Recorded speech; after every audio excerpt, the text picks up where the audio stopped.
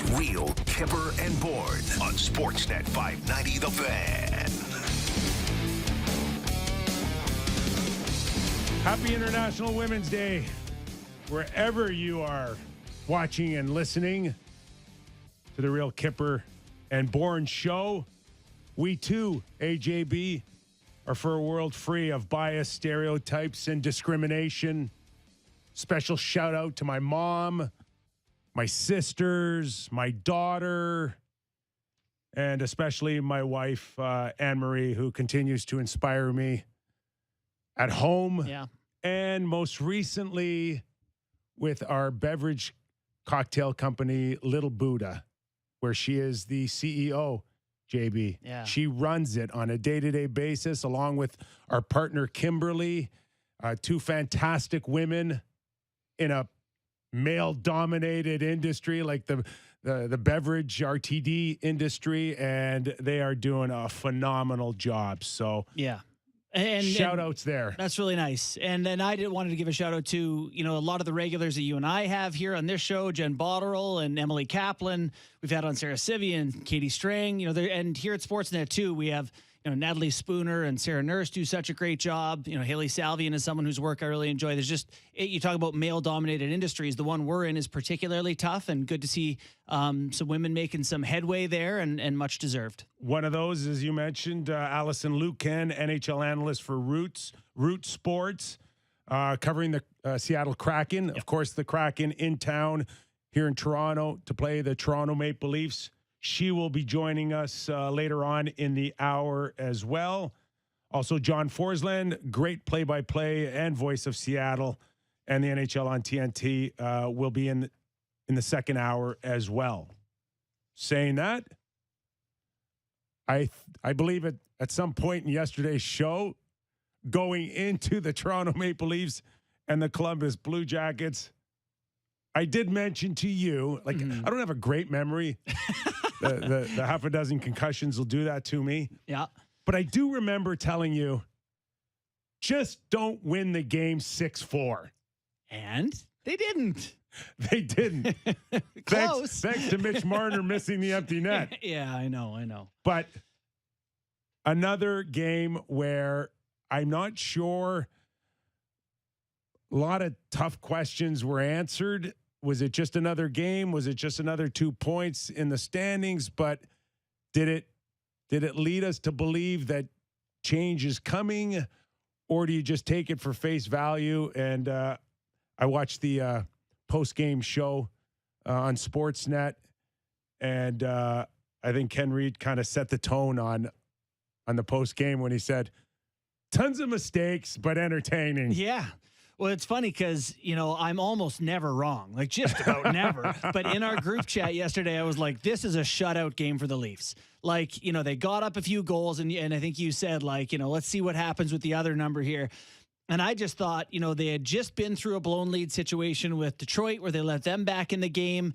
The focus had to be on defense. The goaltending is the issue. And, we're talking about sticks in front, tips, deflections. I thought for sure this was the game. It was all going to get locked up on the defensive side of things. Not so much.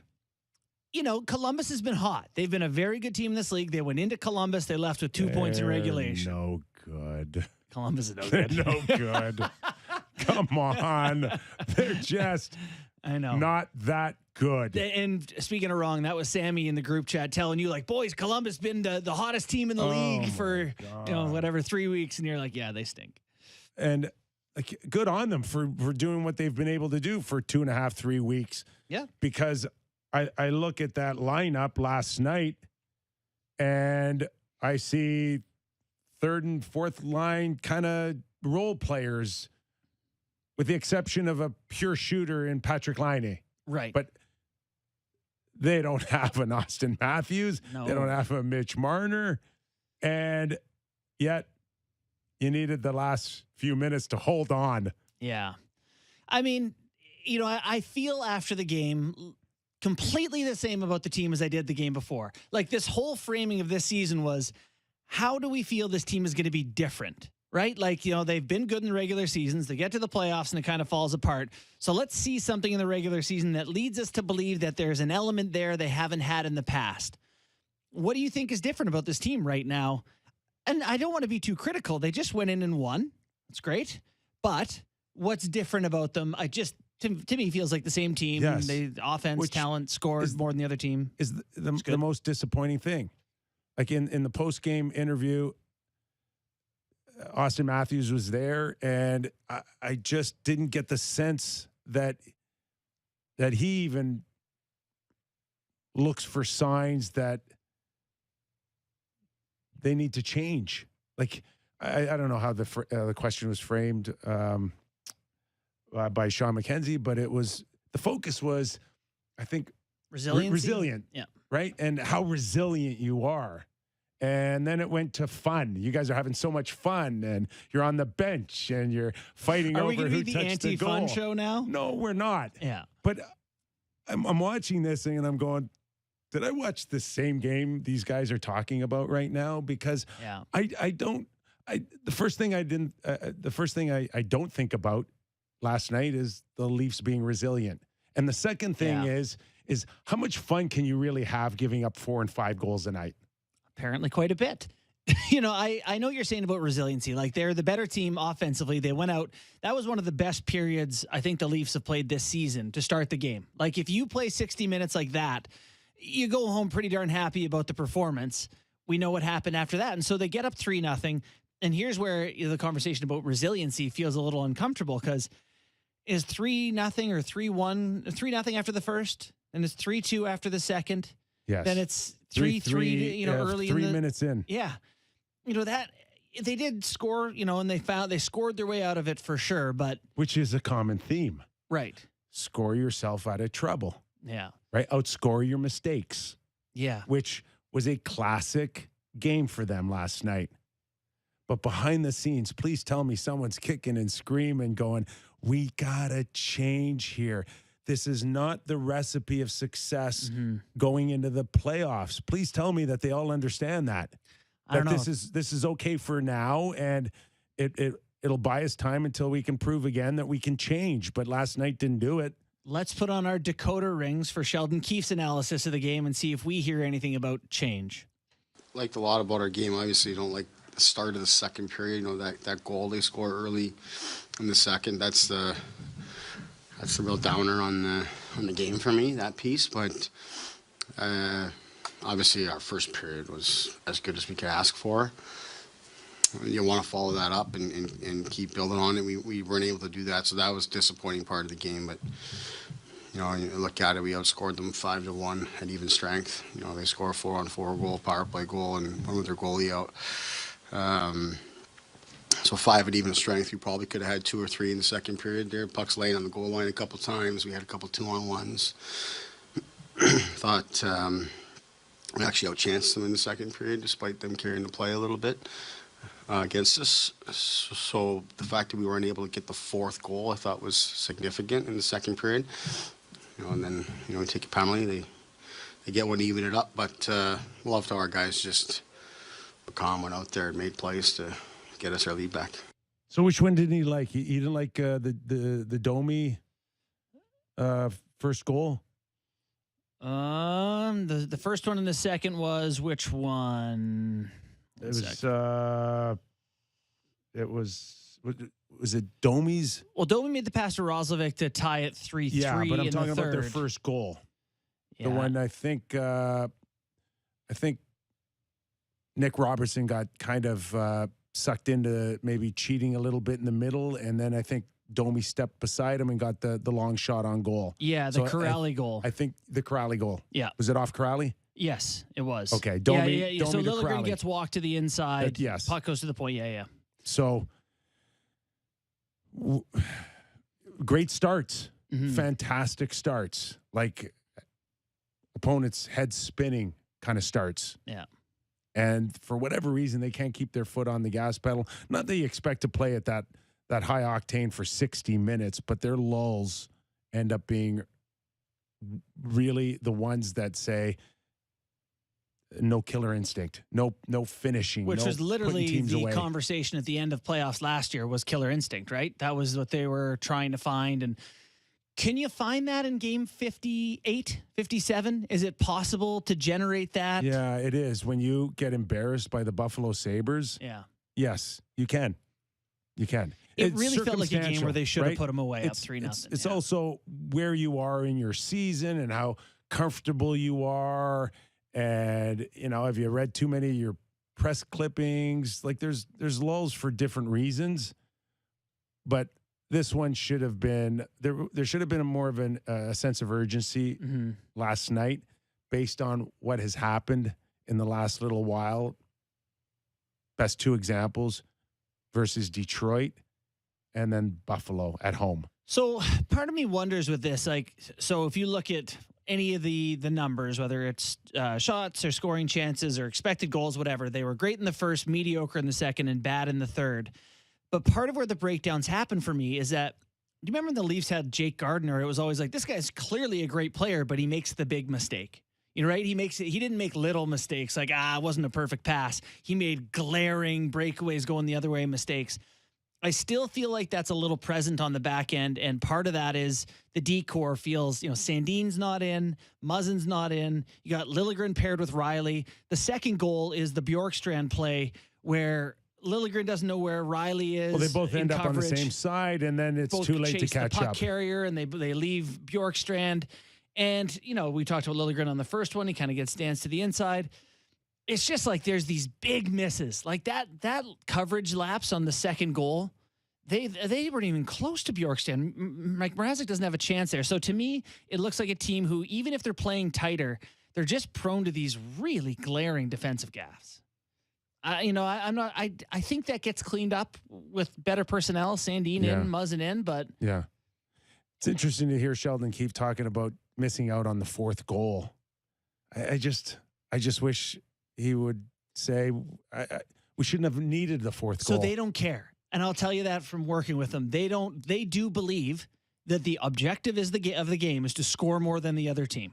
They genuinely, that is at the root of one of the core beliefs of Dubas and Keith. And we see it. Yeah, you do. Matthews was unbelievable and put the pucks through Merzlikins and not in twice. It's hard to imagine that Matthews and Marner are playing at the height of their careers right now, arguably the two best players in the world, and you're still finding ways to keep a game really close or lose to Buffalo. David and Draisaitl lost last night again. Maybe that's an example right now, because with the lull on the second line with Tavares and Nylander, they are essentially a one-line team. Yeah. And I don't think Robertson's going to give them any sort of pop to change that. I do think that something has to change. Like, Nylander and Tavares ain't it. I said that on the show, and then, Willie scored, and they're both great players. They're going to score. Well, let's go to Sheldon Keefe on his big line right now and what he sees. No secret that line's been dominant for us for quite a while now. In the first period, they were really good. Our whole team was really good in the first, which makes Austin's line and Austin himself that much more dangerous, because shift over shift, we're just carrying momentum and we're really wearing down the opponent. And then all of a sudden, Austin comes over the boards, and it's tough on the opponent. And I think, if I remember correctly, even the goal in the third period, the bunting goal, that's the camp line out there, and they draw an icing, and we send out Austin's line in a good spot, and they end up turning that into a goal, which ends up being the game winner. So little things like that, when our team's playing well, makes those guys even better. But certainly them on their own, and Austin in particular, they're feeling it. It's 2 points a night or bust, it seems like, though, now. I also watched them having fun on the bench, like you mentioned, and thought they're a line for life. Like, as long as those guys are here, can you imagine going to Austin Matthews, who's having a great time, and saying, you're going to have to, drag a line to some success. You get Willie from now on, and might be Kasha, because we believe you can score no matter who you're with. I just don't think he would be happy. Like, he is having so much fun. Well, in a perfect world, if you have line mates that you love and trust, which is certainly the case with Marner and Bunting right now, you want to rack up as much as you can. Yeah. You don't mind having. But don't you feel like Matthews would score with anyone right now? Yeah, he's he is the best player right now in the world. He is. I think this run of play of his has been dominant. Off the charts. Yeah. And you have to play perfect defense. It was Mccann who chased him on the wraparound. Yeah, he went to the right side of the net. Listen, And Matthews. he's already the best player right now on the planet. Yeah. You cannot make a bad mistake and chase him on the wrong side, or else that guy will just annihilate you. And he's just wired for goals, right? Like he is just, here's an opportunity to get it to the crease, get it to the net, and he takes it there as quick as he can. Couple of steps. That was gorgeous. The only time that you do break them up, JB, is when you're chasing the score and it's not going well, and that was the case against Buffalo. And you gotta rob Peter to pay Paul, or is it Paul to Peter? It doesn't matter. You get my point. One guy. But that's what it essentially happens, and it's happened in Colorado with Rantanen and McKinnon and Landeskog, and it's happened in Boston with Bergeron, Marchand, and Pasternak. Mm-hmm. And every once in a while, it will happen with Bunting and Marner and Matthews, where you will have to shuffle the deck every once in a while when it runs a little stale. Yeah, and you just hope that Matthews and Marner keep an open mind to that this is not about them having fun as this awesome line, or them, being teammates and it's all, or their numbers or anything. That, like, in the interest of the Toronto Maple Leafs having success, there's going to have to be times when they don't play together. And I honestly feel like a Matthews line with two average NHLers is a pretty good line. And then you've got some pretty great players with Marner and Bunting to put somewhere else to fill holes. He's that good, Matthews, right now. So I am curious to see what ends up happening here, because you can't run a second line of Willie and Tavares out there with whoever's on the left side, and they're 50-50. Robertson now, but you're going to get Kasha back in the lineup. I believe we expect him to play tonight. Yeah, Kasha's a game-time decision. Sandin is 100%, but could probably play, but they don't want to go down. No, he's not going to play tonight. He's not going to play, okay. No, he's not. He's got some sort of virus or something that's hit him pretty good. Muzzin skating. There was too soon for that. Let's you stick with the game first. Yeah, we'll touch on Muzzin a little later, but right now I think for Nick Robertson, I don't believe for 1 second, and besides the fact that they could trade him or they're putting him in a position to maybe showcase, let's forget that for a second. I don't believe they would ever think that is a viable option in the Stanley Cup playoffs. So once Kasha comes in,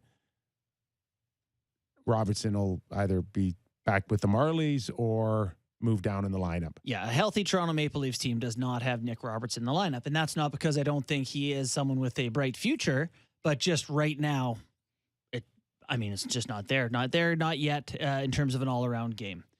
So Keith talked about Bunting as well on that top line. Do we want to get his 2 cents on that absolutely. while we're talking about the top goal. line?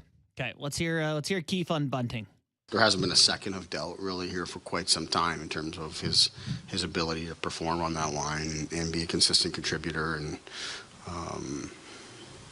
And I say consistent contributor because that's what he is. I mean, he's not there. Of course he's benefiting with his playing with Austin and Mitch, but those guys are benefiting from playing with him as well. The energy that he brings, the competitiveness that he brings. He gets the puck, he's holding on to it and making a play. He's not intimidated playing with those guys. He plays with them. He's been tremendous. And appears to be getting smarter. Yeah. Like every time I watch him with the puck, he doesn't make too many poor decisions. And he's never out of the play. And his timing, as we've said in the past, is impeccable. Yeah, their control over the game is, we mentioned McDavid and Draisaitl, but it's as good as anyone in the league, and he's been perfect in that spot. Not surprised to see him doing well. Thought we'd get a little plug in for him. The only thing is if the games get heavier, where's that line with the physicality and the pushback, because that's not Marner's game. And Bunting does try, but he's not the biggest and strongest guy out there. And most often than not, every time there is some physicality or a scrum, chances are he might be on the ice trying you to mentioned drawing a penalty. Yeah, like you mentioned, he's smart. He enters those confrontations with drawing penalties in mind, and not like actual FU in his heart. That's but right. He said, or send he's a message, tricky. or hurt anybody, Yeah. or So then I say- wanted to ask you about this line. Like, I feel, it's like illegal to mention this in Toronto, but they've been a very good first line in the past too. Last season they were very good. Marner and Matthews. Year before they were very good when they got the chance to play together. And in the postseason things dried up. Are we just going to drive into the playoffs and go la la la la la? This is going to be fine this time, or Yes, we are. You don't want to see something else? See a plan B? There's just no time for a plan B. There's nothing out there, and not to switch gears to goaltending, but there's people starting to throw some names out there, and it's like there's no time. And who are you going to get for sure that's going to be better than what you already have? Mm-hmm. And that's the dilemma here. Like, I like Bunting right now. I like the line it's produced and everything's great, but you get against a real physical team, say it's the Florida Panthers, and they're coming at you, and things do get trickier. They will get trickier for Mitch Marner. The emphasis now is to finish your checks on Mitch Marner. I'm not sure He's tough to hit. I'm just not sure how much it is during the regular season, per se. You can talk about it in a 5-minute meeting, but it's different in the first round of the playoffs when you've got days and nights to think about it, and you got a book this thick on the scouting reports and the emphasis. And there's less room for Mitch Marner in the playoffs. Yeah. And we've seen that in the past. Johnny Gaudreau is arguably one of the best players in the league right now. Yeah, he's MVP a type of hard, stuff. Contender. Okay. Lack of success in the playoffs. Not the biggest and strongest guy. You're kept out to the outside a little bit more. Where is Johnny Hockey going to be this time around in the playoffs? Yeah. So where is Mitch Marner going to be this time in the first round of the playoffs? And Bunting, all bets are off. Never experienced it before, never had that weight of his world on the shoulders, and certainly hasn't had the scrutiny of that physicality until he starts experiencing it in the first round. He will never get it between game 1 and 82. Yeah. My junior hockey coach was kind of an old school guy. And so when we would game plan to play a team in a series, the guy, he put the lineup on the board, and some guys got squares and some guys got circles. And if they were squared, you go, that guy's a blockhead. We don't talk to him. He doesn't exist. They talk to you. We don't hear them. The guys who are circled, every chance you got. Yeah. I mean, in their ear, against them physically, every check. If we have to take penalties in the first couple games of a series to let them know it's coming and it's not going to be fun, we do it. Every series that the Toronto Maple Leafs play, Marner and Matthews are circled. They are circles. And from the start of those series, it's a different game. Because entering in game 57, no one says, we really got to put the boots to Mitch Marner. You worry about defending, but you don't worry about that aspect. It's a different sport. It becomes a different sport. And so there's no doubt that it remains the concern, and why you and I talk about what's different. What are we going to see that's not the same plan as last year? Can't have a post-game analysis of a game without discussing the Leafs goaltenders. No, can't. So Mrazek, if they didn't have a game back-to-back, would it have been enough to warrant another start? I think the bar is so low right now that maybe, I don't think he did anything to make me think that's the guy that needs to keep the crease, but sounded like Sheldon Keefe was fairly happy with his performance. Sounded like Peter Mrazek wasn't all that disappointed in it either. Well, win is win, right? That mattered the most, and that's what we came here, and that's what we're taking home. So happy with that. There it is. A win is a win. Win is not a win. Happy with Be a boring that. show. So I don't know. What did you think? Was he done enough to be 51% in the goalie race? How comfortable were you in the last 30 seconds of the hockey game last night? Yeah, what did you say? Do you think they'll get another chance? And I thought they would, which meant they'll get another really good chance. Yeah. No, nervous moments for sure. has not done enough to earn trust. And I think part of it is that just he's a trampoline. Everything that hits him gets spit back out. So you know it's going to be mayhem. You still hear as early as this morning on all our talk radios that they should go look for another goalie. And I'm like, okay, what is truly out there? Okay, besides Marc-Andre Fleury. And Fleury was promised when he went to Chicago they would not trade him unless he wanted it. Mm-hmm. And I don't think he's necessarily tipped his hand. I think there was a report earlier this week that he did not want to get traded, but there is some speculation that he could be posturing for the right deal. But let's just throw this out there. Marc-Andre Fleury tells Chicago, I got two teams I'll go to. Mm-hmm. Colorado and the Toronto Maple Leafs. All right. What does that do to Kyle Dubas? Nothing. Nothing? Nothing. See, I'm the one that says that they're not going to make any changes, but that one you would have to explore. No, not even explore. Well, not interested. Hey, Chicago, tell Mark, thank you very much. I'll get him passes to the CN Tower if he wants to come with his family in the summer, but he's not. I'm not trading for him. Well, if Chicago's like, yes, Marc-Andre Fleury is a 5th rounder, then you're like, well, okay, bring him over. But it's not going to be a 5th rounder. Oh, is it? Yes. It's going to be cheap? Oh. I guess the contract's big. Did he not win the Vezina? He did. Okay, and tell me what Chicago gave up for him. 0 things. Thank you. So he's not going to win the Vezina. So it should be even better than 0. 0, yeah. Where do you think it's going to be expensive? It wasn't expensive for Chicago. I guess it's Marc-Andre Fleury as a name, which it still was then. Yeah. I would imagine there's other teams that are desperately seeking goaltenders. Are the Oilers interested? I guess it doesn't matter if Fleury's not. That's right. That's where Fleury goes. Not interested in. Okay, Edmonton. now we're talking. So the only thing is cap space. Are you?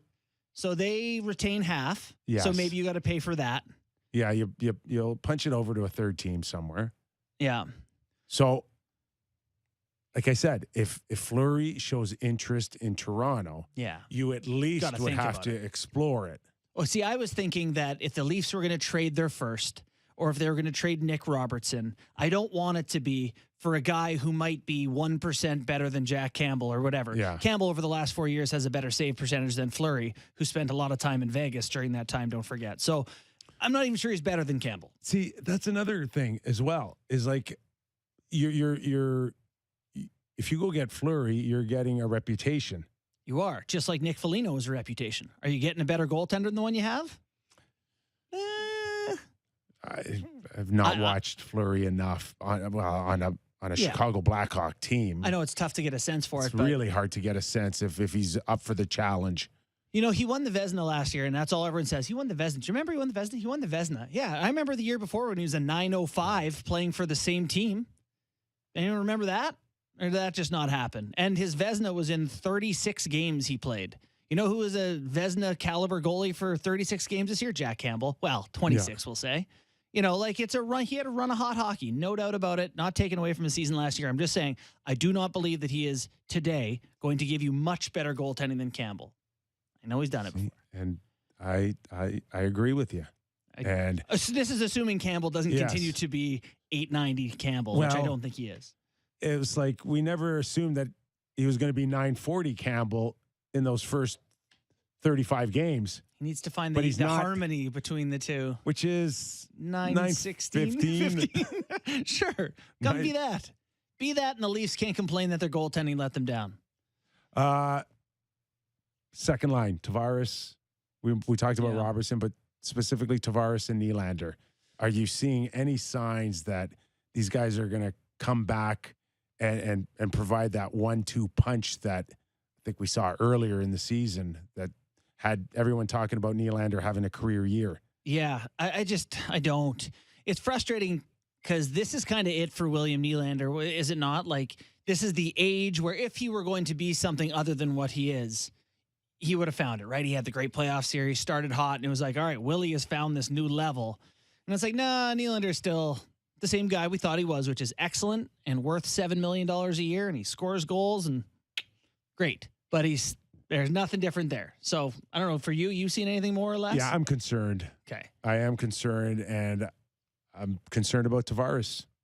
And he had a couple good chances in tight, and those will come for sure. And he will produce his points like he has in the past. Mm-hmm. The one thing that is apparently clear in this stretch for me is his foot speed. He's slow. And with that, his shots are way down. Shots per game are way down. So he's not getting into the areas he used to. And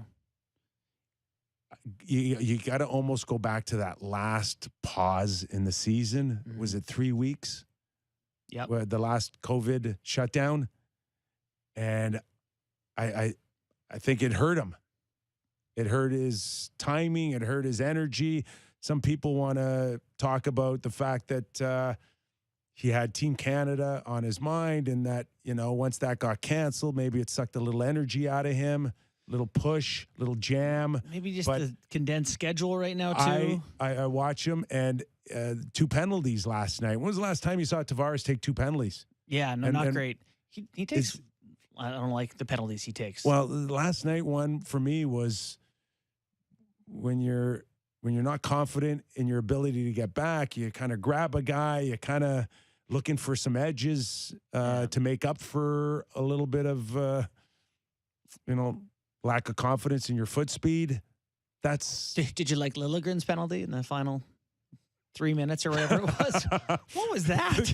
Just full lasso on a guy. Was it holding, or was it Just double hand? He should have got 4 minutes for a double hold. But that, I think it's the speed right now that he's lost a little bit, and like he's not, as we said, he's not it's not an easy stride that he has. He's not a natural skater. He doesn't glide like Mitch and Austin and still have that ability to go up a notch. Chops, wide tracker. And if he's just a little bit off, I think it's hurt his timing. It's hurt a lot. You know who did look good last night was the fourth line with Kerfoot playing with... I don't like it. You don't like it? No, right? I don't like the fourth line. I guess it's not prototypical fourth line. Yeah. It's more of a third line construction. And listen, great goal. Great. Okay. Nice drop. Great shot. I mean, Wayne Simmons, first point in 2 months. Yeah, I don't know. Was it? 2.5 months. That's not good. Not his role, you'd say, right? Not what he's brought here to do. Is it part of it? But we need him. But if you're the Leaf Nation, they're saying we need a we're hoping to get offense throughout the lineup. Yeah. No, but that's where I got an issue. You don't want offense. You don't need it. No, that's not your role. Your role is energy. Then we don't care that he hasn't got a point in 2.5 months. But then you can't play like your first line guys. Yeah. It's all 4 lines cannot play the same. They all have to have different roles and different mindsets. So Spezza, 20 years in the league, 18 of them as a number 1 line type of guy. So when you have a number 1 mentality, a number 1 line mentality, you're going to be out there 17, 18 minutes during a game. I don't know what that equates to, a number of shifts. So my ratio now to go try some high-end stuff and turn the puck over. Yeah, you can mess up a couple times. Big deal. I'll be out in another 3 minutes. I'll do it again. So I can toe drag, right? I can make the extra move. Yeah. I can turn the puck over, and it's okay. I'll be out there next time. The people are going to kick you off this show if you disparage Jason Spezza. That's not how fourth line guys are supposed to think. Jason Spezza is special. He's special. You remember him in the playoffs last year? Nasty. Big clapper. He's fighting guys now. He's dangling guys. He's making plays. He's making $309 a year or whatever his salary is. I mean, Spezza is... And then that's special. I know he's not a fourth line guy, but he provides value. I am absolutely fine with everything that you just said. And yes, you've squeezed so much out of him. Yeah. You just want someone to run into people. It is not a typical fourth line energy, safe type of look. Yeah, the Blues' fourth line when they won the Cup has kind of become much sought after. The way Tampa had their third line, much sought after. These bottom level or bottom of the order guys who provide value, and to me, you generally find that on younger guys who forecheck like hell and get you pucks back and just go out there and sprint around for a couple shifts. That you can get those guys on the cheap. Obviously, the Leafs are built differently, doing it differently. But maybe this year is the year it's their time. As I've said to you before, they believe they were unlucky last year, and that if they play the same way, it'll be good enough to win. Yeah, I don't agree. That's very like statistical thinking, being like, it'll come up, odds will be in our favor at some point. With analytics. You play roulette, right? Doesn't come up red every time. Sometimes it doesn't come up at all. That's right. Kerfoot, under 10 minutes, I think 2 games ago, Sheldon found a way to get him on, I think, over 14 minutes last night. Of course, he got the goal with Spezza and Simmons on a frontline skilled play. Yeah. It was a skilled goal. Really nice goal. And one, again, you don't necessarily see from your fourth line. It is funny that he played 15 minutes on the fourth line. You and I were texting last night. But he also pulled Robertson off a couple times and put him on in some key situations. Yeah, Robertson got 12:30. We talked yesterday on the show about accountability and how Sheldon Keefe and Dubas and even the players themselves, there doesn't seem to be a lot of guys holding each other's feet to the fire when things aren't going great. Last night in Calgary, the best team in the West, Colorado can quibble there, but Daryl Sutter put Mangiapane on the fourth line. Yeah. I don't know if he played 10 minutes. Guy's got 29 goals already. He's on pace for 40. Played fourth line last night because Sutter hasn't liked him. And Sutter's actually made comments, like taking shots at him in the media about the other elements of his game. I mean, I had last night a bit of a kind of a, one of those bubble dreams. Yeah. Where Daryl Sutter is the coach of the Toronto Maple Leafs. Wow. And they ask him in his post-game conference, Willie's in Sweden how at that point. resilient was your team last night? Hey, and how much fun was it watching Austin and Bunting argue over who got the goal on the bench? Yeah. Think about a different mindset if you had a Daryl Sutter behind the bench. Yeah, it's different. There's no doubt it's different. The coldest delivery of all time was when someone told him, like, hey, Johnny Gaudreau's going to play his 500th career game tomorrow. And Sutter goes, well, I hope he's got more energy than his 499th.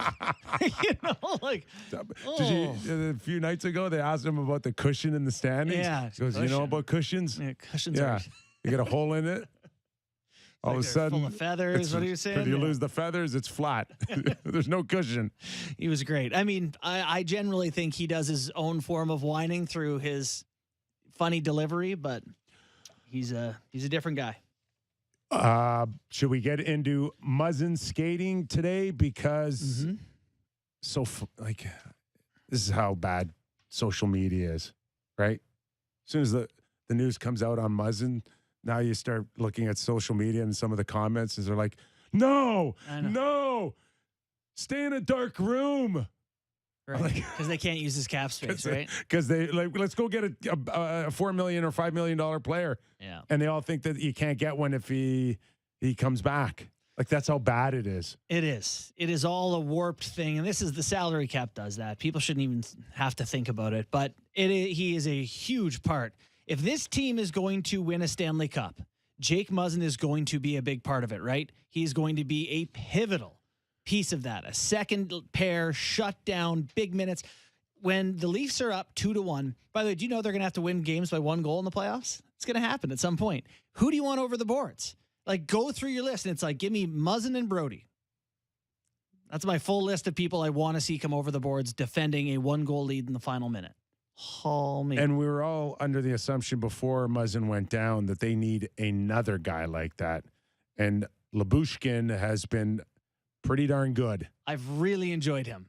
He tried to murder someone last night with a open ice hit. I think he's missed 3 of those since he's been a Maple Leaf. But yeah, I mean, you talk about guys clearing out the front of the net. There's a great highlight I think a lot of people are thinking of where eliminate the bodies. That's allowed. I heard yesterday that he was riding the bike. Today we saw him on the ice. Muzz, Jake Muzzin, a good sign. But as someone that has gone down this path before, it is really no indication still. Like it's a test? start. Is It's it a a test start to of an see- indication that you do feel well enough to get out of bed. You feel well enough to get into a car, drive to the rink, put your equipment on. That's great. But when we're dealing with what he's gone through in less than a month, there's nothing to indicate that he'll be ready to play in 2 or 3 weeks or even a month from now. And I would think that Must this be is awful. just the beginning of a process that they're still going to take their time on. It's got to be an awful feeling. Like, I've seen teammates try to come back and then they're did. queasy after exercise. When I went down with my fight with Ryan Vandenbush, the first thing I wanted to do is try to get back on the ice. Yeah. And then when I did, I'm like, yeah, it's not such a good idea. No. And then I shut it down again. What did that feel like? Like, is that like cobwebs or you feel sick or? Yeah, lethargic Yeah. and off balance and like things are in slow motion. Yeah. Just like underwater a bit. Maybe. I don't know. I'm making stuff up. No, it's not. Yeah. It's actually yeah, it's fair. Like you are, you're trying to move your arm as quick as you can, and it's moving at the pace of being underwater. Yeah. Yeah. So it is good that he's feeling to the point where he's able to test it out. Oh, I didn't realize the time. I have to do this read and we have to get to Allison. You got a contest for us, JB? Hey, for real, people listening, this is an awesome contest. Sometimes I read stuff and I'm like, oh, enjoy your tickets to that Marlies game on a Tuesday afternoon. But no offense to Marlies, who I love. But this is an awesome contest. They're going to love you in sales. Yeah. Molson Canadian Rivalry Train Contest. Leafs fans, we have an amazing contest for you. I already said all this. 2 tickets to see the Leafs play the Habs in Montreal on Saturday, March 26th in the Bell Center, plus a round-trip train ticket from Toronto to Montreal, and a night in a hotel. So they will take you on a train, put you up in a hotel, free tickets to a Habs game. Bam! What you have to do? Listen to Real Kyper and Bourne for a daily password. Enter it online at our contest page on sportsnet.ca/590. Today's password is Matthews. This contest runs through Monday, March 21st. You must be 19 plus in Ontario to enter.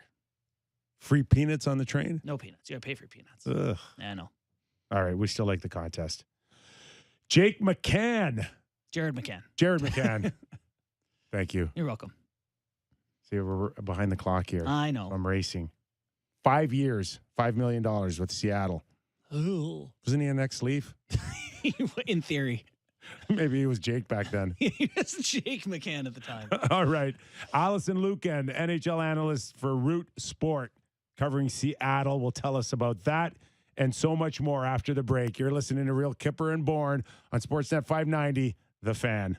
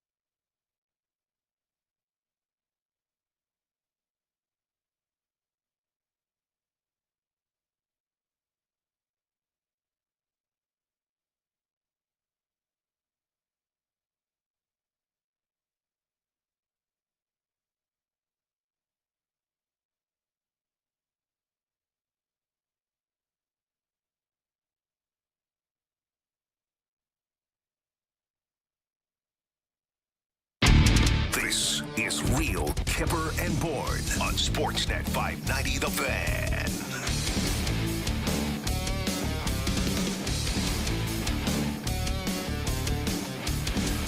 Toronto Maple Leafs getting ready with do battle. Seattle Kraken. Mm-hmm. You know, I enjoy you listening to you, but you said they don't care about defense earlier in the show. The Leafs? Yes. No, they don't. Yeah, they do. Okay. They have to. You're right. They have to. I know. And especially Brendan Shanahan. The guy won Stanley Cups with a Scotty Bowman. I should clarify. It's not that they don't care about defense. How can he not know what it takes when you're not scoring goals to win championships? That guy is the first guy that should know. And they know. I think they don't care if they do it 6-5 or 2-1 because it's a win and you just need to get more than the opposition. See, I don't agree with you because you don't win those games or Stanley Cups in April with those scores. They believe you can. No, they don't. They just fake it for entertainment, for Ken Reed to say that was a fun game to watch. You think so? Yes. All right. Well, will be exciting to see if they can keep Seattle's number down. They've been giving up a ton of goals lately. All right. Let's welcome in Allison Lucan, NHL analyst for Root Sports, covering the Seattle Kraken. Allison, thanks for joining us. Thanks for having me. I feel like I'm stepping into a big time debate here. I don't know. Well, you're perfect because you'll settle it for us. Just in terms of style of play, let's start first with the Seattle Kraken and what they've been able to accomplish or not accomplish up until this point with style of play. How do you see their expansion season? Yeah, they were very honest with what they were going to be on the ice, even at the start of the season, which was the intention was strong goaltending, bolstered by strong play in front on the defensive end of the ice and low-scoring games. So a narrow goal margin is something Seattle was certainly expecting, as opposed to what you need in the late-run games like you were just talking about. But, that was their design. If you look at their play, it actually offensively, they've overproduced a little bit compared to what was expected of them. There's just been a little bit of time that's been necessary to get that synergy and that flow with the defenders in front of the goaltenders reading the way that these defenders are playing, defenders staying locked into their systems. And, this is Ron Francis will be the first to say this is not an excuse, but, some key injuries, some big COVID battles disrupted a team that had to really challenge to build chemistry among all of their players in an inaugural season. And I think that matters. And so I think that they're coming together as the season progresses, but obviously they haven't been able to come together enough to contend for a postseason berth this year. Yeah, Allison, we appreciate you joining us. One of the things I wanted to get your take on here, being a Toronto Maple Leaf show, Jared Mccann is of great interest, and we got perfect timing today that he just signed his extension. Tell us about his tenure so far as a member of the Seattle Kraken and expectations going forward. Yeah, I think Jared Mccann is a great example of those kind of stories you look for. When you have an expansion team, this is a guy who bounces around a little bit. He had, 72 hours as a Maple Leaf? Right. And then comes to Seattle, and I think it was the kind of situation where a player is put in exactly the right spot to succeed. He started off on the first line center because Yanni Gourde was out with a shoulder injury, and he's playing with Eberle and Schwartz. And those two guys are such quality veterans and such strong support players as well as producers in their own right that I think they really help McCann settle into his game. And the biggest strength he has is his finishing ability. I mean, he's a quiet guy. He's not going to draw your attention on the ice until he takes that shot and it gets past the opposing goaltender. And part of that quietness, I think, is what leads to the fact that he is the best drawer of penalties on this Kraken squad, too, the best penalty margin on the roster. I think he's top 15 in the league going into tonight's game. So he's helping his team by scoring, and he's helping his team get opportunities to score even when he's not on the ice. So, Allison, when we hear about McCann signing, we now consider him a core guy or a guy that Ron Francis wants to build around in the next few years. But I also look at the lineup and I see a lot of 29 and 30 and 31-year-olds. And I'm starting to wonder, okay, who are the core guys for the next few years on Seattle? Because there's a trade deadline coming and everybody's looking for help. And they're probably calling Ron Francis right now. So, I mean, who's in, who's out, in your opinion? Yanni Gourde, to me, has been a great soldier for Tampa Bay. I'm not sure if Tampa would give him up or if Seattle would give him up, but I guess anybody's for sale right now on this team if the price is right. Yeah, I mean, I think for sure, and I think a player, I do agree that anyone, if the price is right, if you get, if you look some of these trades that go down at deadline time, we've all seen them, you have to take those offers. You look back at the Savard deal, the Foligno deal last year, but I think Gourde would be someone they'd have to take real pause on separating with. I think there's a very traditional approach going on here where obviously the unrestricted free agents are going to be the ones most marketed. And Ron Francis did have a conversation with Mark Giordano before expressing that he would be available as well. But, again, this team isn't even fully complete in terms of its developmental pipeline. They need to stock up their AHL roster. They need to look at draft picks and players that are the next wave. To your point, if we look at the average age of this roster. So, that's the mark of success, is having waves of talent, not just every once in a while a blip. So I think that the doors are open. Ron Francis's phone is available to be called. And as long as the value is there, he's willing to listen and he's willing to weaponize his cap space as well if that helps get the right deal done. Yeah, and we would look at this team, Nick's talking about who's a part of the core and who isn't. I think a lot of the people who signed players who signed as UFAs last summer would be considered that. It's Oleksiak and, they got Larson in there and signed Grubauer. Some of those signings, not sure how they've panned out. How would you grade their initial longer term contracts? Yeah, I think that the Grubauer signing, everyone's looking at that right now, obviously because of what people have seen in net this season across the board. And I think there's going to be a look to that contract as he ages, as there would be with any goaltender in that aging system. But I do think that the numbers and the measures for Grubauer this year aren't necessarily reflective of what he still can be. I think he probably does have at least one or two seasons in him, but then after that, but these are deals that happen across the market all the time. I think that Larson, Oleksiak, that's the kind of defense they want, that on their back end in support of some more aggressive players. I think of someone like Vince Dunn, who has that more offensive upside. So I think that these are good foundational deals. And what happens now is finding the right pieces to go around some of those foundational deals, Yanni Gourde as well, to really then make this team what the vision is for Ron Francis and his front office. One name that maybe the Leaf fans should keep an eye on is Järnkrok. The sense is that Ron's getting a lot of calls on him. I think he's a pending free agent, and there is a history with Kyle Dubas, who once represented him as an agent. Yes. Yep. And he came to Seattle most kind of praised for his two-way play, which again fit the vision that Ron and his group had for this team. But he started off quiet offensively, but then he's really kind of had a burst here of late.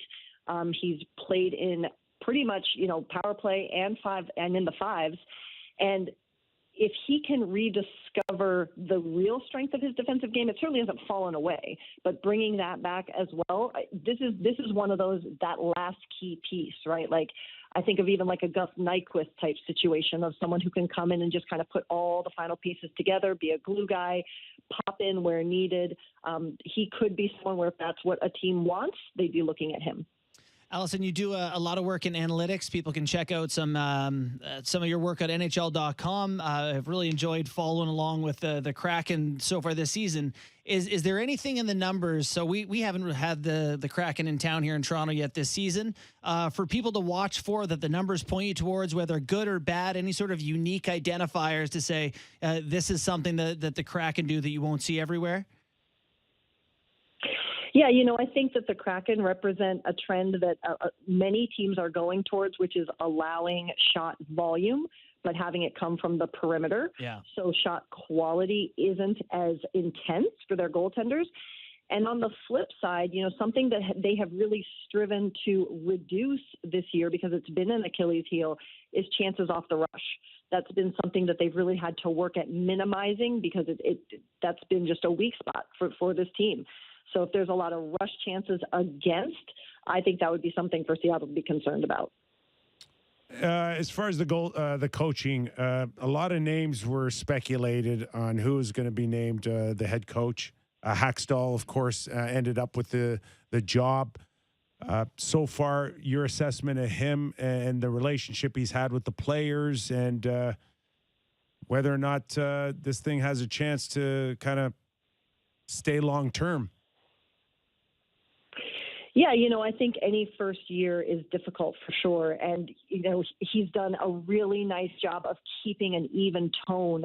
Particularly, this group was one of the teams that had a COVID outbreak right even before their inaugural game. And so that tone and that calmness, I think, is important. He's been very protective of his group as well, which I think is important when they were trying to find their identity. I think he, too, like this team, is still working to find the pieces that fit together to optimize the systems he may want to put in place. He recently, with his staff, changed the way this penalty kill is playing, putting them onto a more aggressive style. We see what Mitch Marner can do on the penalty kill. Even it's something like that, bringing a little bit more offensive mind or offensive challenge, even when playing a man down. So I think he's trying to ramp up the way this team plays, trying to continue to add tools to the toolbox. But it's a work in progress for him, just as the roster is for Ron and his group.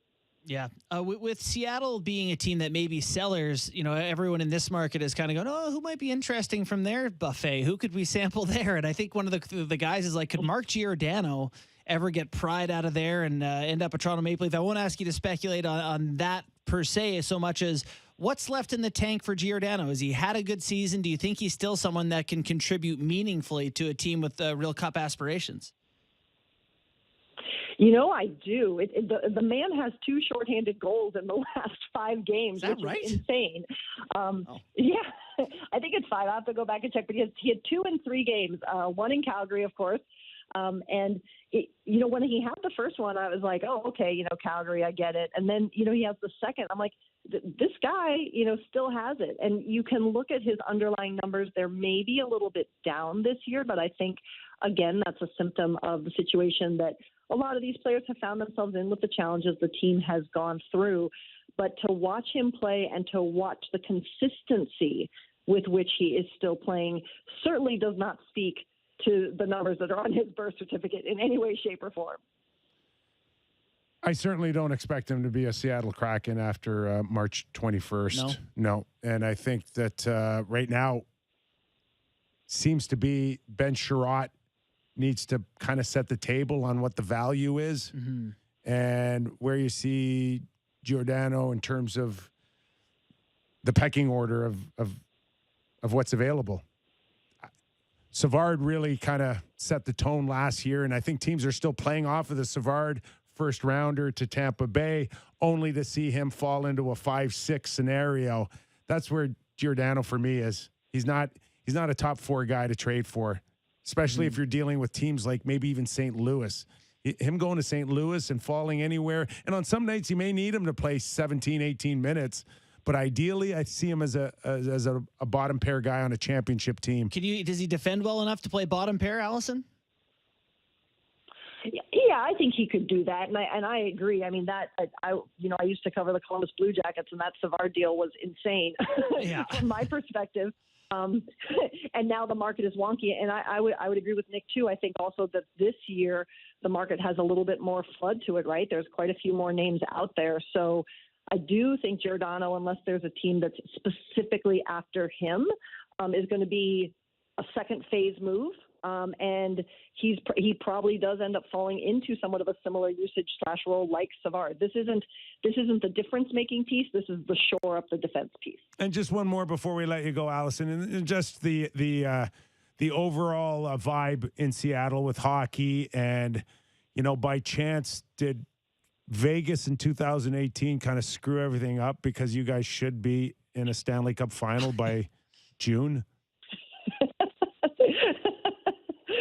You know, it's funny. And so many people have had to say, you know, we all remember every other expansion team was like this, except for Vegas. And now all of a sudden we all thought everyone would be like Vegas. Right.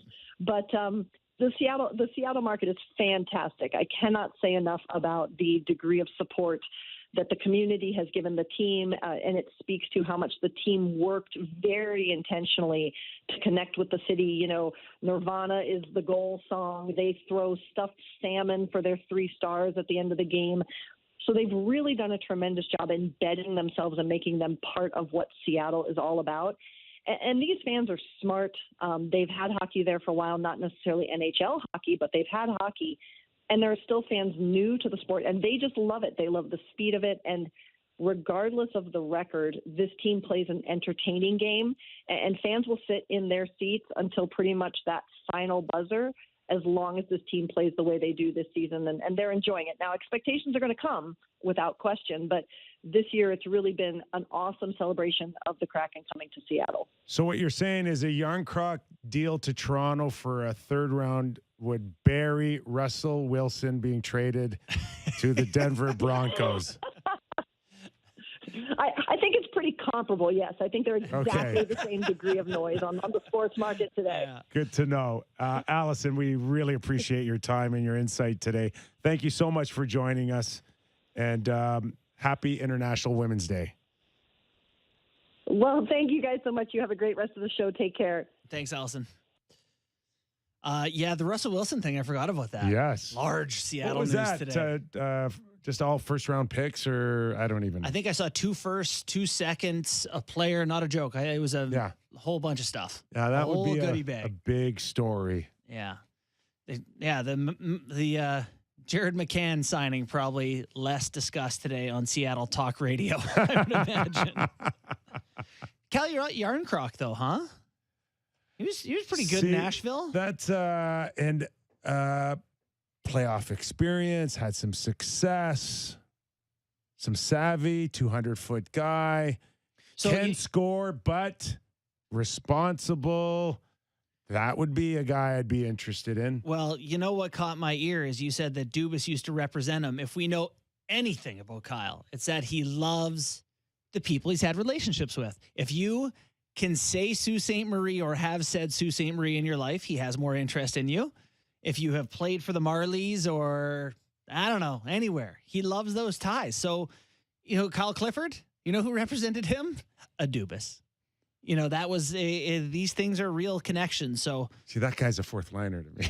Clifford? Yes. Yeah. I'll take Clifford 3 years ago for sure. No. Yeah. But still, okay, Calle Yarncroc is not necessarily an offensive juggernaut. I haven't really looked at How many playoff games? That's what I care quite about. a few. Quite a few. I'm going to give you an exact number in 1 second. 63. 63. 63. See, and he's what, 30 years old? He is 30 years old. There. That is a guy I'd be interested in. That's an interesting. It's not a I large would not man, but mind putting him with Tavares and Nylander. that high up, huh? You do Yeah. like him. Yeah, I'll cover your ass. Go, Nylander. Go and do all your turns and your 360s and cheat and cherry pick. Wait for your stop with the breakaway. slander. Stop with the Willie slander. How dare you? You got another contest for us, or are we all done that? Yeah, no. We do have another contest. It's no train contest. It's a very good contest. Very good contest. What do you now sending Tickets. people on a big wheel? No, tickets. This is a good one. Hey, Leafs fans, we're giving away a pair of tickets to the March 10th game against the Coyotes. All you have to do is download Monday and Tuesday's episodes of Real Kyper and Bourne and listen for the different code words that will be placed in the podcast. Then text each code word to 59590 and you will be entered for a chance to win. Each code word counts as an entry, and the winner will be selected on Wednesday. Free Leafs tickets. Leafs tickets. Not cheap. Free. Nice. A good contest. Awesome. Yes. You catch the Battle of Alberta? I did. See that hit, Lucic on Broberg? I did. I want to get your thoughts on that. After the break, we also got John Forsland. That's hockey, baby. We're going to get to know the Kraken good today. Do you remember when they first started the season? They always promoted the Seattle Kraken, that one guy screaming, Kraken. Yeah. Thank God that promo's It over. was really not a good promo. Oh, my God. Just- That gave me a Just headache. get it out of my living room. Hard on the head. John will tell us all about that Yeah. promo after the break. You're listening and watching on Sportsnet's YouTube channel, Real Kyper and Bourne. Right back after the break.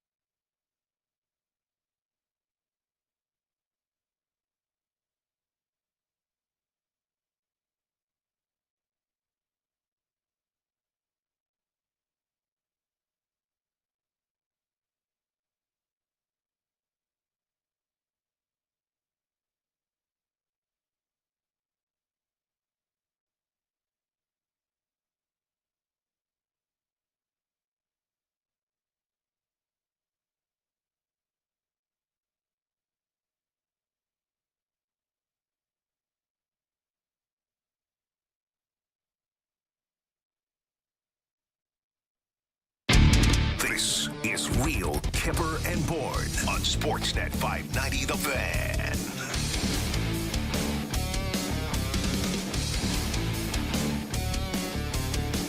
Earlier in the show, I declared Austin Matthews the best hockey player in the world for now. Connor McDavid rate you? No. And I kind of found myself going, This doesn't feel right. no, I hate that question and I hate that conversation because it's such a loose one.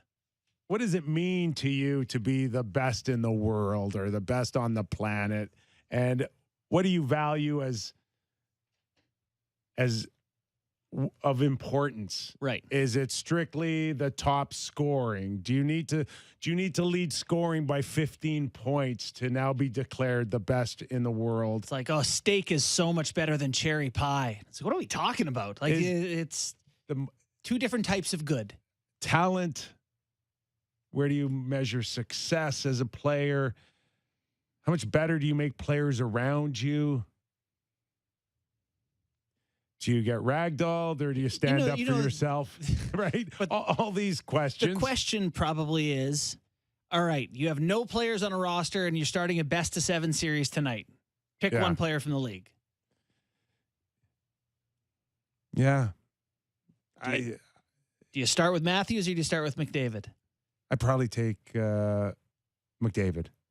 Yeah. Because I just think I think that extra gear for me, and Matthews is about scoring and the shot.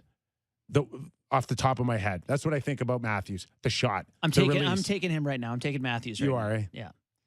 See, I'm taking McDavid because I think he excites people. He does a little bit more than Matthews, and that would factor in my decision. Like, I got to sell season panic tickets. too. I want people to watch. This guy's got a third and fourth gear that nobody's ever had in the history of the game. No. And that's where my thinking would go. I can't deny that it's almost impossible to pick. He is unbelievable, McDavid. He does some special things out there. So it's not like I'm like, it's definitely Matthews, but why just Matthews? Right now, right now it's a size and physicality thing where in the postseason, the way that Matthews is getting pucks back. We talk about Matthews not scoring against Montreal last year in the playoffs. I thought the first 3 or 4 games of that series, he was really good. Yeah, good looks. Yes. I think there's a chance that the type of game he plays is going to cash in the postseason. I think that when, it's what's going to be different, what might be different is Matthews just being unstoppable, just getting pucks back, getting to the net, finishing. I like the way that can work out even when things get heavy. Just to kind of stretch this out from best player in the world to a potential MVP of the season. And we still have 25, 27 games to go for many of these stars who are in the conversation, including Draisaitl, Jonathan Huberdeau of have to say him or Walsh is calling. Florida, Johnny Hockey. We saw him last night in the Battle of Alberta. I'm watching his third clinching goal of the game, and I'm going, I don't know how many more guys in the world could move and skate like that. Can I just say, it ain't him. I understand it ain't him. But 27 games to go, he's in the conversation. No doubt he is. And here's one, too, which kind of takes us to goaltending, like Shesterkin. The numbers are off the charts. We're having another conversation, the one that we had prior to Christmas. Yeah.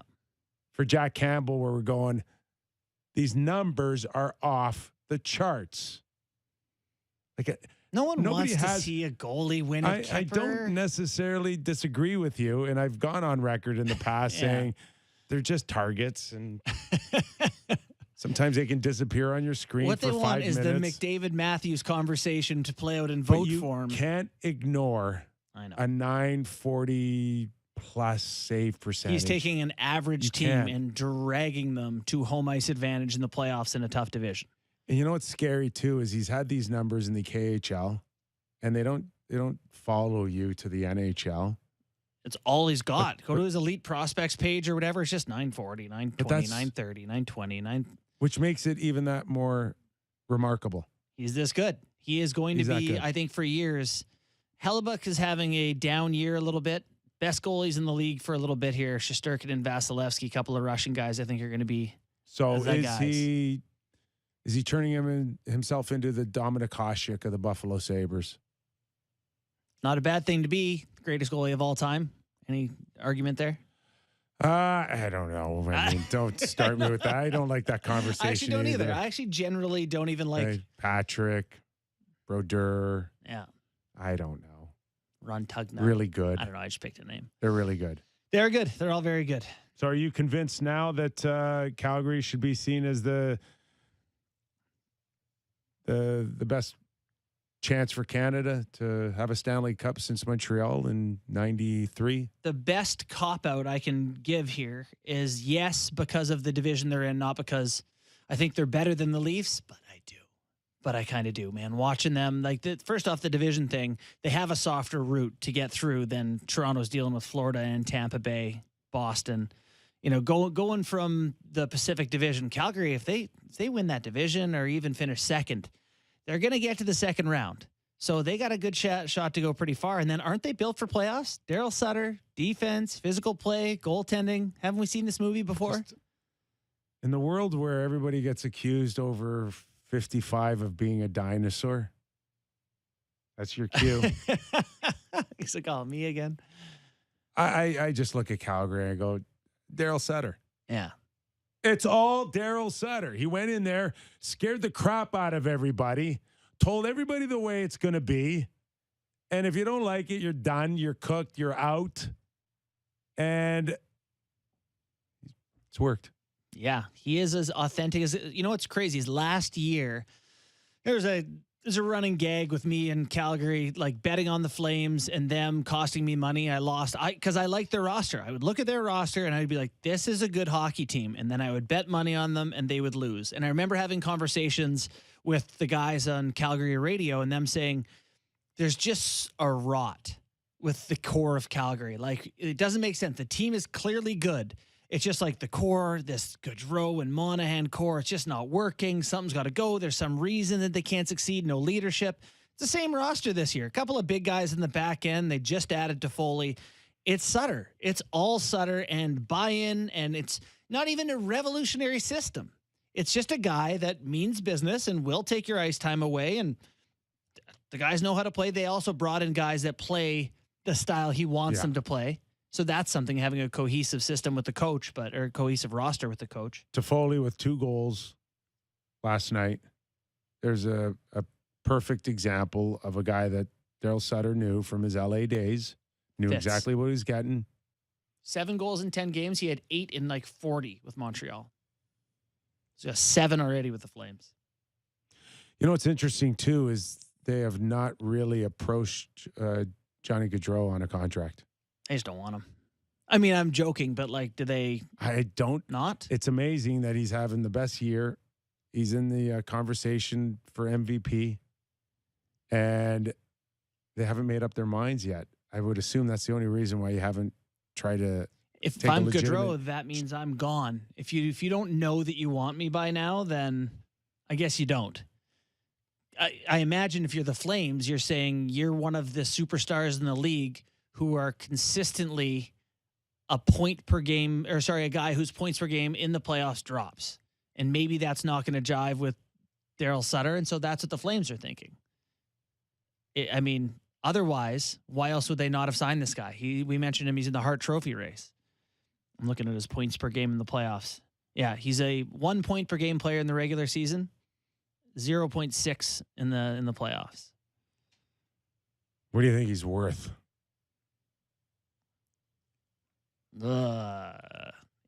8. That feels low, but I mean, how old is he? He's not a young man. 28 years old. You're buying seasons 29 to 36. That math didn't feel right, but it's close. What do you think? Claude Giroux is going to move on from the Flyers. Yeah. Yes. Would you not see this season? Move Gaudreau before. Oh, No, I'm talking off-season stuff. Okay. I'm not talking about a trade. Okay. No, I'm just saying Claude Giroux is going to move on. Would the Flyers be interested in bringing him back home, per se? In the you mean Canada generally? he's from that area. Oh, is he? Yeah. Oh, I didn't know that. Yeah. So would you see Johnny Hockey signed by the Philadelphia Flyers this summer? Yeah. That's where I'm Cherry going. Hill or something, Yeah. whatever it's like. Yes, I can, but I don't know that solves the Flyers' problems. I'm weird on Gaudreau. I'm weird on Gaudreau because he's obviously a great player. He obviously helps you win. Look at him last night. He's talented. Talked about him statistically in the Hart Trophy conversation this year. You know, that postseason drop off for me is substantial. And I know he hasn't had a ton of time. Some of that was when he was young in the league and he hasn't had a ton of time to prove himself. How's that compared to, say, Matthews or Marner's drop off in the playoffs? I can pull that up, but Yeah. I don't think theirs is that substantial. Well, Marner's might be, to be honest. But So Marner's at 10-9. Is he close to Marner? He's a pretty talented guy. They're both just not feels the like biggest he's on guys. the wrong end of it to me. Like Mitch, if you're getting the best years of his career here with the contract that Marner has with Gaudreau, I'm not sure. Once he is a half step slower and he's not, I just am not certain that you're going to continue to get this guy. Just pulling up Marner here. His points per game in the regular season is 1.04. In the postseason, it's 0.78. So it's a good drop, but it's not as bad. Flames run away with a 3-1 victory over the Oilers last night. I brought up the hit. Lucic took a pretty good run at Broberg, and it had a few people screaming bloody murder.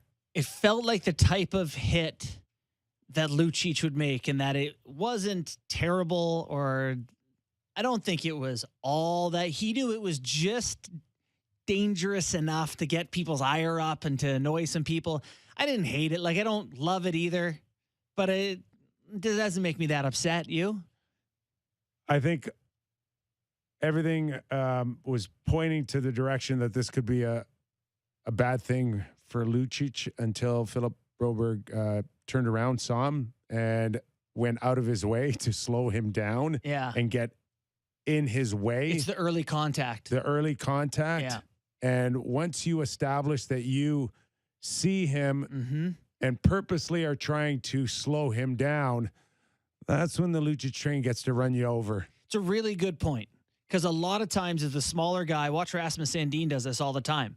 You got people tight on your back and you're going to get run. You initiate contact before. Which Broberg did. And if you get blown up, sometimes it looks really dangerous because you get launched from 3 feet from the boards or whatever because you've initiated.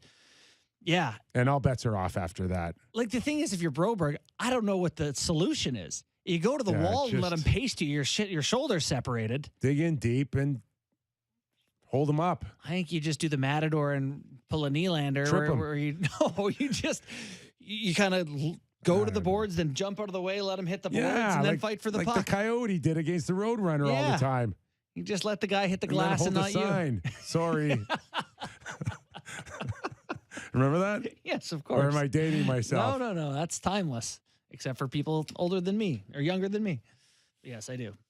All right. Tough spot. You mentioned there's some names, or a list of some of the names that we're going to start hearing in the next 2 weeks. You want to go through a couple of the names, and because that trade deadline is going to sneak up on us real quick. That under 2 weeks. Or do you want to hear Hackstall talk about what he thinks the Leafs are? Which one do you prefer? Yeah, let's do Hackstall, because we talked to Allison about him a little bit. And we got John Forsland coming up in a couple minutes. So the head coach of the Seattle Kraken was the assistant coach of the Toronto Maple Leafs last season. He ran the D side of things, got the job, and so he has experience with the failures here, but also the different coaching staffs and what's gone on. So let's listen to what now Dave Hackstall thinks of what this Toronto Maple Leafs core group is.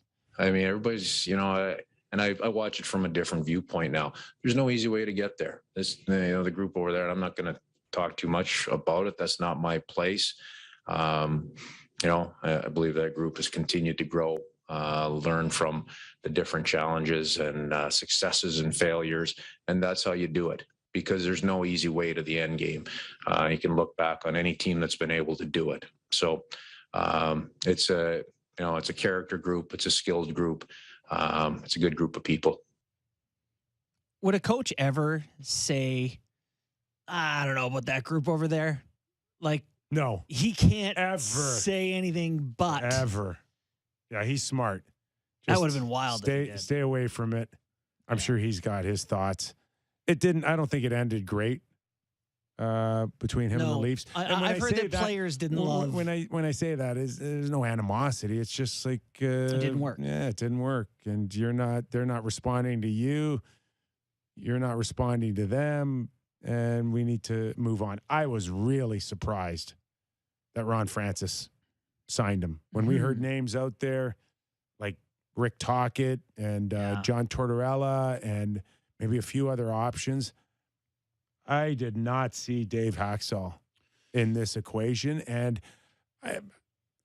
there are just some guys out there that I believe have a better chance of success in junior or in college, and making that transition to the NHL or pros. It's not an easy one. I don't see Still him. hasn't got there for you? No, he has not arrived for me as an NHL head coach. Yeah. And he came in, certainly coming out of college, one of those guys where it's like, you're going to pull me out of my program, you better buck up. Yeah. And it didn't work out in Philly, didn't work out in Toronto as an associate, and I'm not sure it's working out great in Seattle. You know what killed me is like, you're just looking at his time in Toronto. He ran the PK, which was 24th in the league, 78%. This year, same personnel more or less. They're 6th in the NHL. Yeah. You know, Dean Schwannouth. I don't know if that's so. I don't know. Well, Don't want to. Anyway, we're going to the voice of That's There we Hockey, go. baby. John Forsland, the play-by-play voice of the Seattle Kraken. And really, like, let's face it, you are the franchise right now. Can you imagine? It's time to fold a franchise, Kyper. How are you? How are things? Oh, I'm great. Great, boys. Good to be with you guys. And it couldn't be better off the ice. It's sensational out in Seattle. There's a lot of great things going on there. The interest in the team is off the charts. The facilities are off the charts. The team has had significant challenges. We can get into all of that. But life is good. I'm very lucky. I'm very lucky I have this chance to kind of mark time with the franchise again. It went down a sour road for me in Raleigh, but that's in the past now, and here we are. So this is absolutely great, Nikki. We just had a conversation prior to you coming on about Dave Haxall and some of the challenges, I guess, in his first year, and some of the names that we had heard that might have been sexier in the media as availability for head coaches. What is the main reason why you think Ron Francis went down the road of Haxall? If I had to take one word, it would be trust. And trust is something that's mysterious to all of us because only he and Dave know where this comes from, right? They didn't have much of a past together. I think you and I talked about this in and around the expansion draft with all those other names that were out there. But there was a situation at the World Championships for Hockey Canada where they were able to work together. Ron sees a lot in common with him about how he sees the game.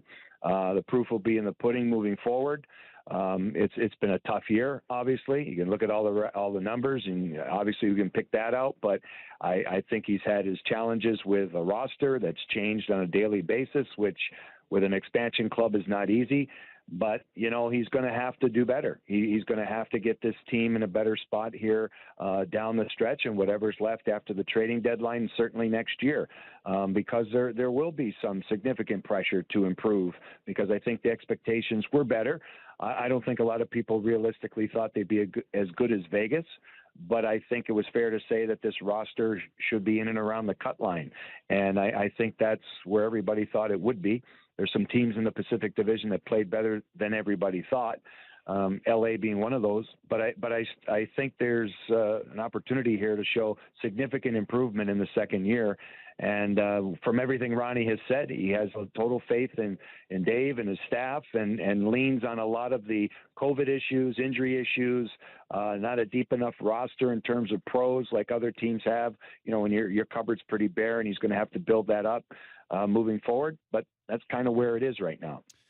John, you mentioned some of the problems and challenges that they've had to overcome this season. Maybe give us an outline of kind of what's gone on with the season and how much of the issues are self-made and how much of them are just the unfortunate circumstances that come for all teams over the course of a season.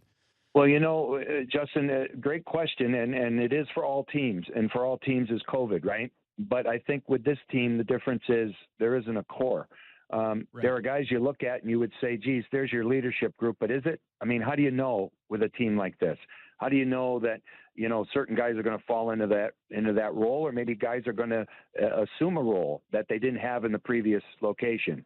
So all the teams that dealt with COVID and navigated through it, you could lean on your leadership core, your captains, your key guys, if they're healthy, and then kind of, augment around that. The Kraken from the opening game of the season in Las Vegas had 3 guys fly in on the day of the game to play because they weren't sure they were going to be negative and be able to play. And they took 3 private planes to get there. And it seemed to be in and around this team, and it wasn't in mass. It was like 1 guy, 2 guys. It went on all year. And because of that, you take a guy, everything's disjointed. So, they could never get the continuity. He's done a lot. He being Hackstall's done a lot of experimenting with different combinations. For me, maybe too much. That's just my opinion. But they have been able to build trust with each other. And even though some of the numbers suggest that they're a pretty solid defensive team and there should be some blame pointed at the goaltending, I can tell you this, that it's always something that breaks down. And they just don't seem to have that awareness of each other. And to be fair, I think a lot of it has to do with the circumstances, but, you can't make excuses in this business. You have to deal with it no matter what, and I think he knows that. We're talking to John Forsland, TV play-by-play voice of the Seattle Kraken and the NHL on TNT.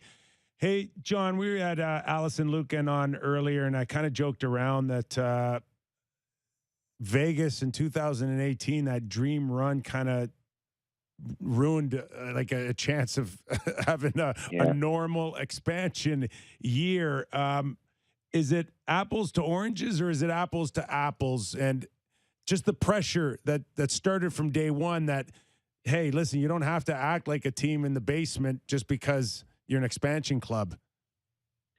I think some of that is fair, Nick. I don't think that, because I know how I felt. I mean, and we all look at the league, right? And if there's ever a time in the NHL where there's parity, it's now. When there's a time where you could get decent players in an expansion process, it's now. And sure, I mean, Vegas was the perfect storm, right? They took off from that opening night and the horrible tragedy in Las Vegas, and it just seemed like everything came together, and they did have off-the-charts goalkeeping for Marc-Andre Fleury, right? So they were able to get through that year and then get on a playoff run, and they've changed their team since to kind of keep up with that success. So they've mortgaged some of their draft choices and younger players to get guys in the now to make them still an elite team and chase it for a few years where they're at. The Kraken, I think, thought they could be in the Pacific Division better, like I said.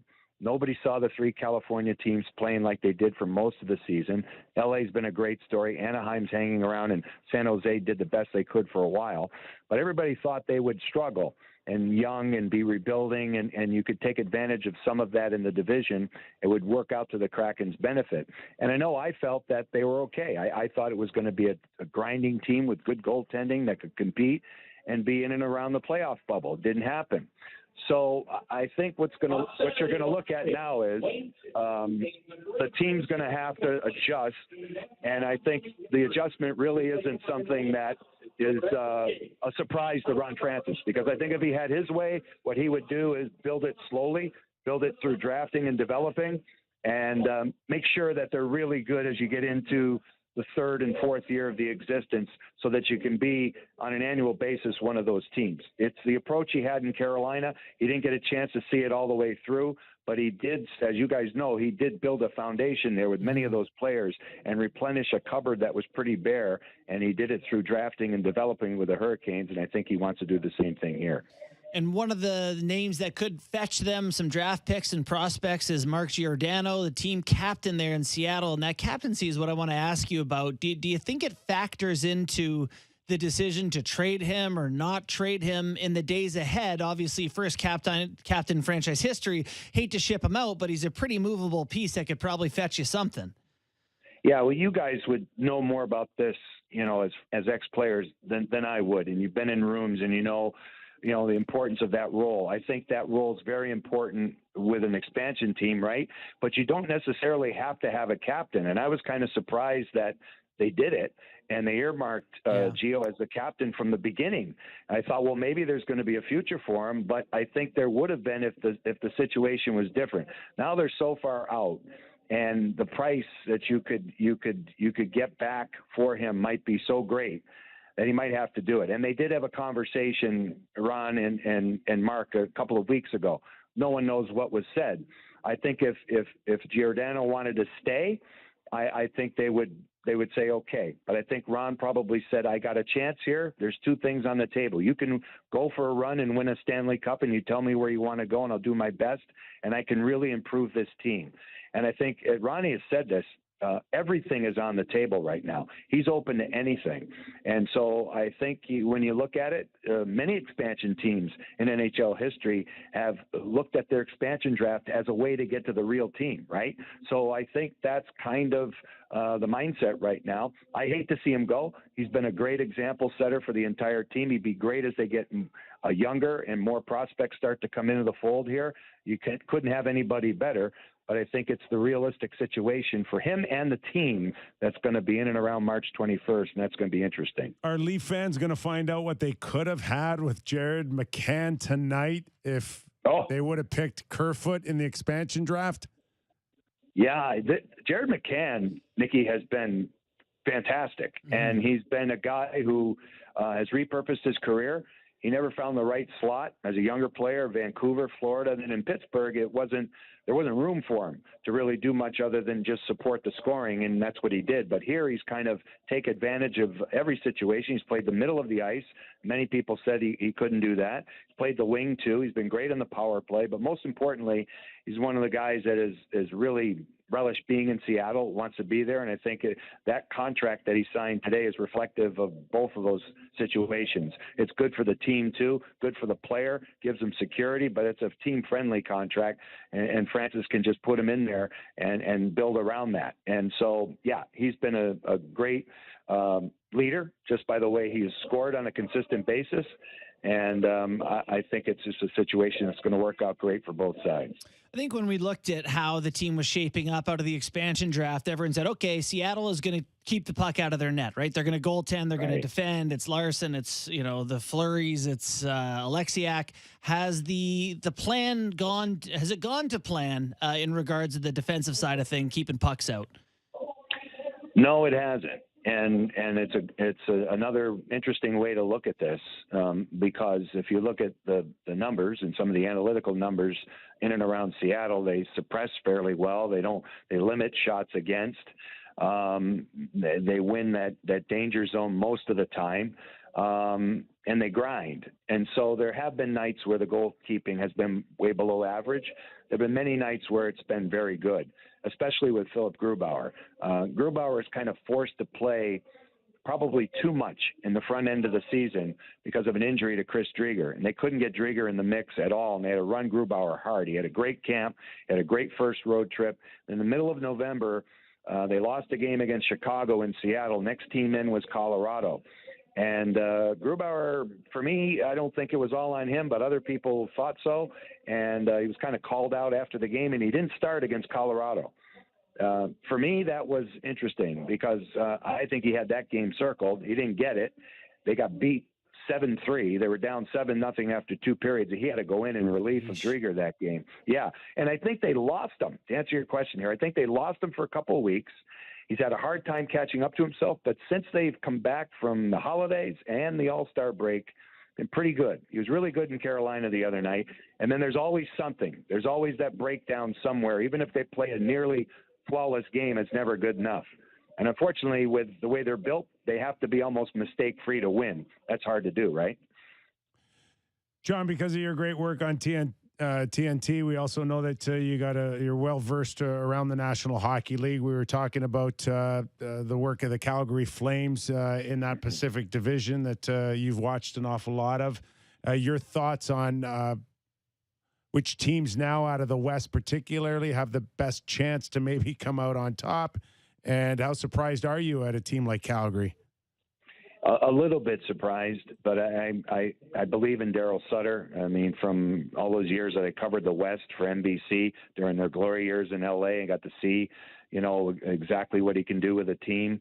You give him the rope, you give him the opportunity to do what he wants to do, and you stay out of his way, he can make it happen. But they're very strong, right? I mean, Jacob Markstrom, starting with him, has had a fantastic season. You go from the goal out, and I think they just have great balance.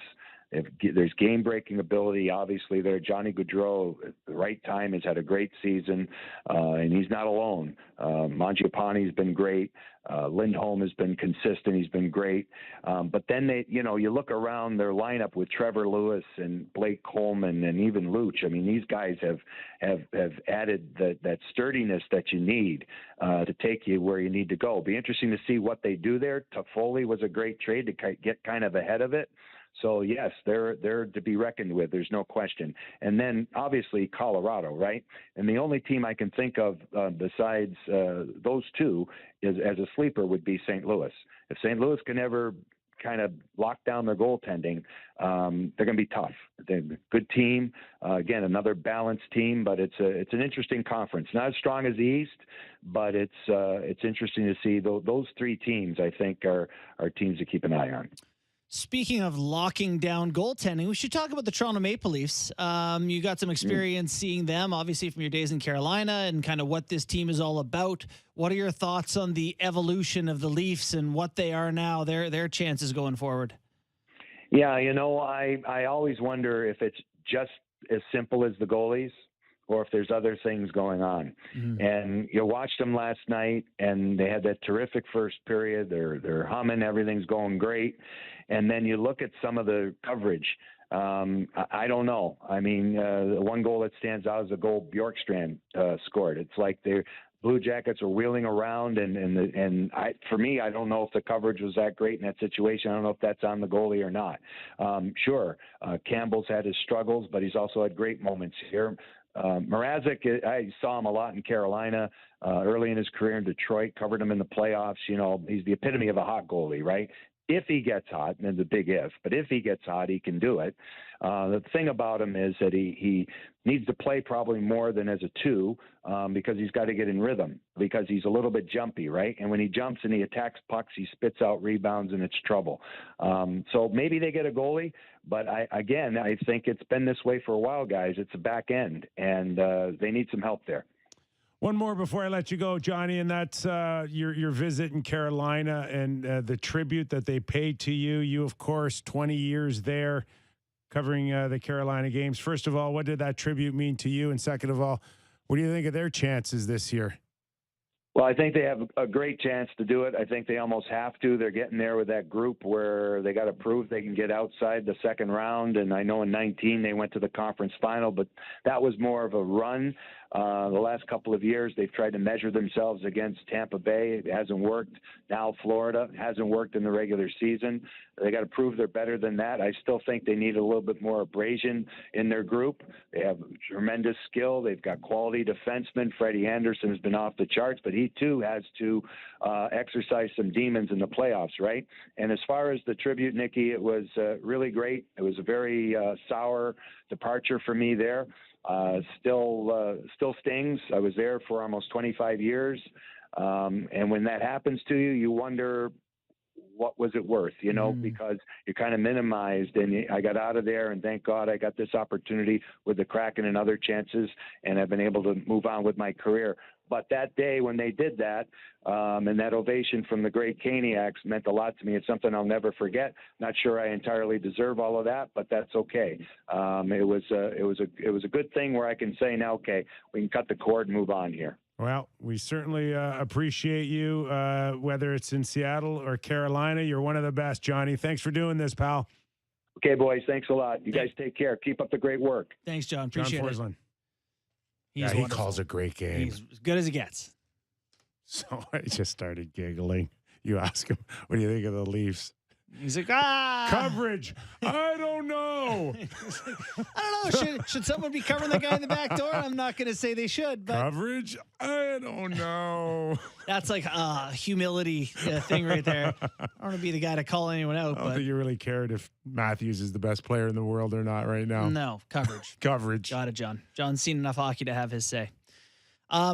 So two things we need to talk about: Leafs locks, because it's a Leafs day. We need to talk gambling, because I know you love that. Yes, I do. But before I do that, I need to give a shout out. Another contest. No contest. Just Right. a shout out to my guy Keller Zeisman, who you know, right?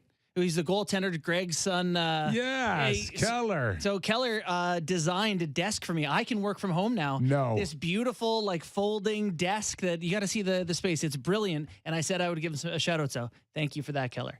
But Great Leafs locks. family. Great family. Leafs locks. So So was it yesterday going into Columbus? You said the highest goal. yeah, the Over, over under. under. Yeah. Highest 7. It was set at 7. Yeah. Blew Not that even away. close. Blew that Still away. Over. Actually, that's super relevant to what I have highlighted for today. So the over under today is set at 6.5. And the line is very interesting to me. What do you think tonight? Will the goal total be over or under 6.5 goals? I'm going to say the same thing I said 24 hours ago. Okay. Don't win a game 6-4. Yeah. Don't even win it 5-4. Focus on keeping the puck out of your net. So I'm going under. I also am going under. Our Derek Brandeo has given us the Price is Right for the crowd. We do not agree. He was giving We do us not agree. The over sign. I'm going under. The Leafs are on a back-to-back. They played last night in Columbus. A little tired, a little less pop out of the legs for Matthews and Marner and the guys who play a lot. Seattle offensively, not good. Not an offensive juggernaut. The pressure is on the Leafs to do. People like Kypreos are all over him to defend, right? I mean, I got to believe the heat is on them to defend, get sticks in front of the net, clear the lanes so the goalie can see. Under tonight. Pays minus 111. I'm placing a substantial bet on that.